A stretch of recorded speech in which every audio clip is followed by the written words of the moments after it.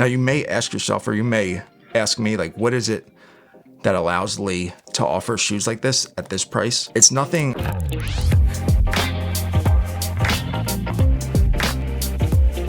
This is my remote bespoke tassel loafer from Ichigo Ichie Shoemaker. This is one of my favorite pairs of shoes, but it does cost close to $3,000 US.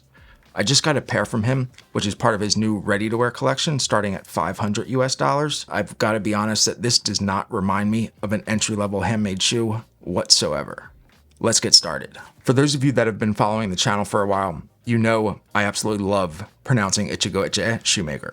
I also really love wearing his shoes. I'm really excited to unbox this pair of shoes and share it with you because this is his new ready-to-wear collection, offering a completely handmade shoe, 100% handmade shoe, real leather toe and heel stiffeners, premium leather uppers, fiddleback waist, hand-stitched outsoles, everything that you would come to expect of a handmade shoe, you're getting in this $500 to $600 shoe. Let's go ahead and get started with the unboxing, and I'll go over the shoe details. I do want to start with one disclosure though. I did not pay for this pair of shoes. Lee Trung, the owner and founder of Ichigo Ichie Shoemaker, sent me this pair of shoes in exchange for creating a video. I didn't give him any heads up or any preview of what it is that I'm going to say or not going to say. As we get into the unboxing here, this shoebox is very reminiscent of what you would get in his made to measure or made to order, even his full bespoke handmade shoe. It's a very premium hand carved shoebox. These have a very nice hinged mechanism on it, and it also even has a metal locking feature on the front, which is a very nice touch. One thing I do definitely have to call out here is the attention to detail in the packaging. If I'm honest, this was like a solid 5 minutes to unbox this, take off all of the bubble wrap, unbox all of the exterior shipping boxes. It's something that you can definitely appreciate if you're getting a pair of shoes that's shipped to you from the other side of the world. The fact that it's packaged and protected as well as it is very reassuring and is definitely going to kind of build the confidence that if you do spend your hard-earned money on this, it's going to make it to you safe and sound. Now again, this is the Lazyman Oxford from his ready-to-wear collection. It doesn't specify a last, but this is a soft square chisel last. The upper is Utah Calf, which is from Tannery Haas. It's in a burgundy-ish color. I'd say like a mid-brown burgundy-ish. It's not overly red, but it's not overly brown either. Again, this is fully handmade, so this is hand-lasted, hand-welded, hand-stitched outsoles. Everything about this is made by hand. When we look at the price of the shoe, it starts at $500. As we get into some of the details though, for the premium leather, which is the Utah calfskin, that's an extra $50. For the shoe trees, that's an extra $50. And then for the toe plates, I believe that is an extra $30.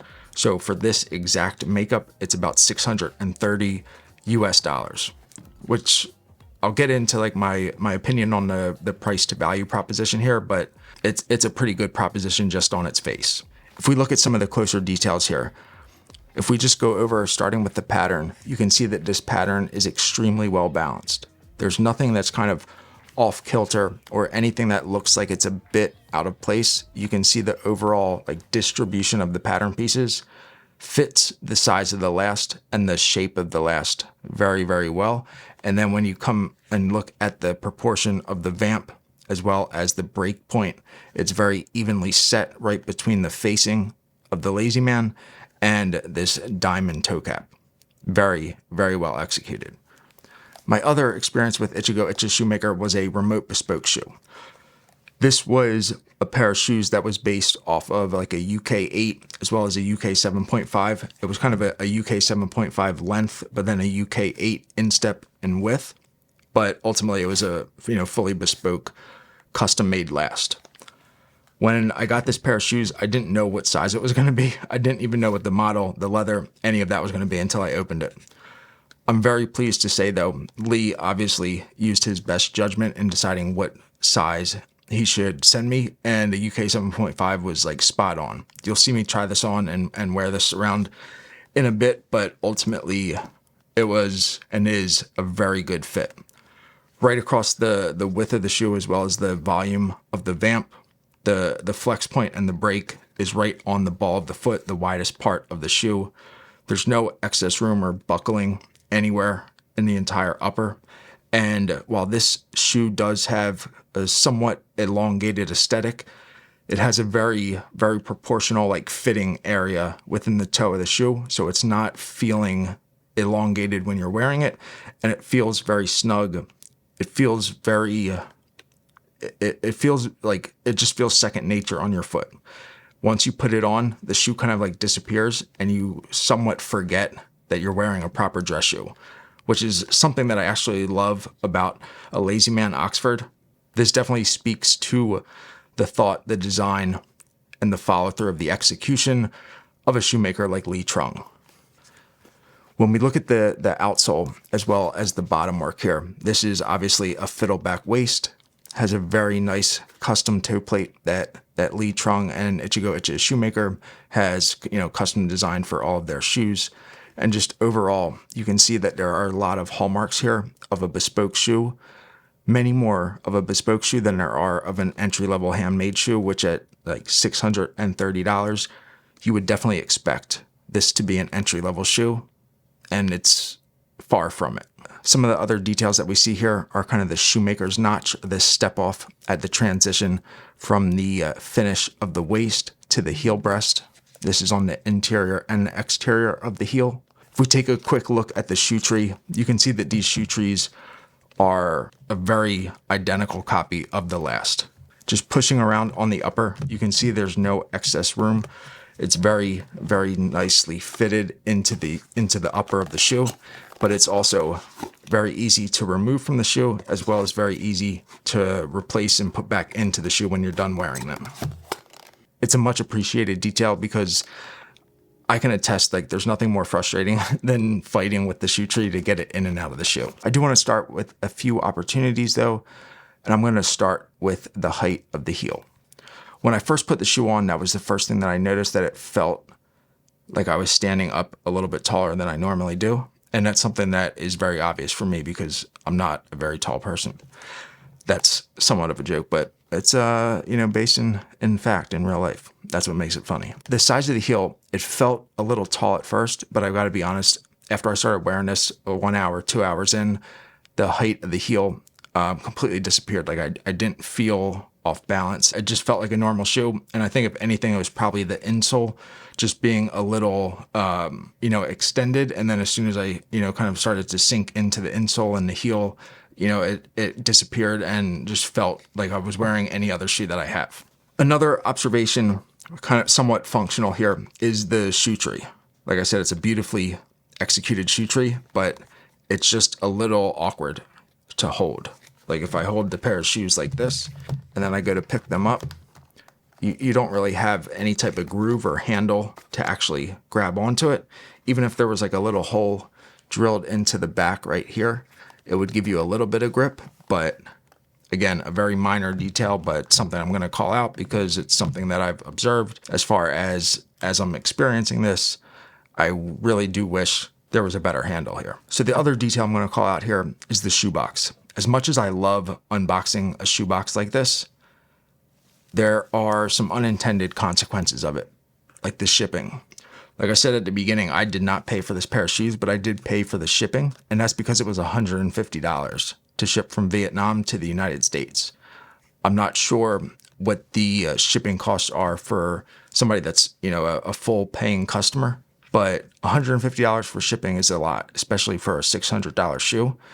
Even though you're getting an incredible value, I kind of like blew the surprise right here as far as like what my thoughts are, but you are getting an incredible value. So even at $750, it's still a great deal, but it's a bit hard to swallow when you're paying like over whatever it is, 15% or something of the price just to have them shipped. Wish Lee may offer an option in the future where if you don't want to have such a heavy shoebox, you can go for a more standard, still kind of like on brand with him, but a more standard lighter shoebox so that you don't have to incur that full cost if that's part of the deal. I did kind of already like give away, what my thoughts were here, but anybody that's watched any video where I mention Ichigo Ichie Shoemaker knows that I absolutely love what product he puts out. This is no different, and it's hard to argue. Like, this is not an entry-level shoe. For $600 for a fully handmade shoe with all real leather components throughout, you would expect it to be an entry-level shoe though. While this doesn't have a blind waist, the outsole stitching and finishing is a bit different than on his Bespoke shoe. I've got to say, like, for $600, this beats any other $600 shoe that I've ever handled. The overall aesthetic, the overall balance and execution of this pattern, of this last, and then being able to deliver on the details, on the gradient of the facing to the vamp to the toe. These are details that people observe aesthetically, and they realize that that shoe looks better than another shoe that didn't execute it as well, but they often don't really know that it's an execution of the details, of the finer details between one maker and the other. They just kind of know, like, one looks a bit wonky and the other one looks perfect.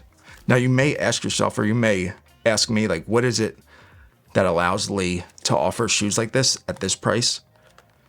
It's nothing earth-shattering. It's going to be the same thing that you hear from other shoemakers. They're optimizing the process. So yes, it is a real leather heel stack, but they're stacking those in advance. Yes, it's a real leather heel stiffener and toe puff, but they're pre-cutting those and pre-crafting those. Once they apply it to the upper, they are cutting it to size and shaping it, but they're taking some of the more like, you know, the finer details that kind of like take up some of the capacity of someone making a shoe, and they're prepping those ahead of time so that when they're actually making the shoe after you've ordered it, they're able to get through some of that infrastructure of the shoe a bit faster than they would if they didn't prep those materials ahead of time. I think it's a very smart way to approach this. There's not really any like cutting corners as a result of that. It's really just looking at the process of making a handmade shoe and trying to optimize each and every step of it so that they can eliminate the waste of the time and effort that goes into making it, and you still get all the benefits and the hallmarks of a handmade shoe, but the shoemaker gets to make it a little bit faster, which helps you save a little bit more money. If you've made it this far into the video, I would love to hear a comment from you about what your favorite shoe is from Ichigo Ichie Shoemaker. That's how I'll know that you got this far into the video, and I'll be able to prioritize responding to your comment over anybody else's. Thanks for watching, guys, and I will see you soon.